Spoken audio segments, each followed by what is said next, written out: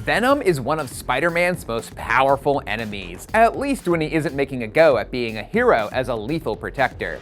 He has all of Spidey's abilities with even greater super strength and a healing factor. However, Venom isn't as invulnerable as he looks.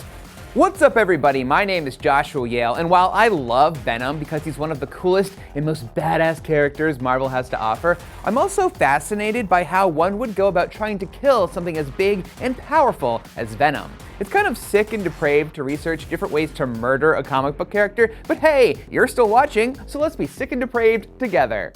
Any Venom fan worth their salt knows that Venom is comprised of a human host, usually Eddie Brock, and the gooey black alien suit known as the symbiote, which is weak to both fire and sonics. Not those ones, but like loud noises.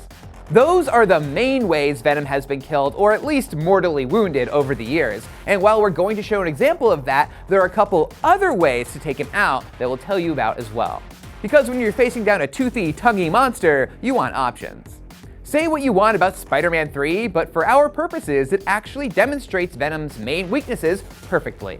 After Spider-Man realizes how to beat Venom, he clangs together metal rods to bombard the symbiote with sound waves and uses them to build an impromptu clang cage to keep it at bay and separate it from Eddie Brock.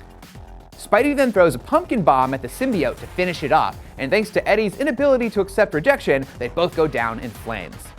Okay, fire and sonics, you get it. Now, here are some lesser-known methods of taking Venom down. In the Marvel Ultimate Universe, the symbiote isn't an alien, but a synthetic suit created by science. Gee, thanks, science. And it's vulnerable to electricity more so than heat or sound.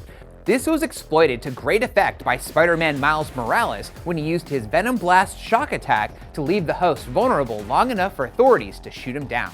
A surprisingly dangerous foe for Venom's host, the symbiote itself. If the symbiote doesn't like you, then it's not going to put up with you, as temporary host Angelo Fortunato learned the hard way in 2005's Marvel Knights Spider-Man.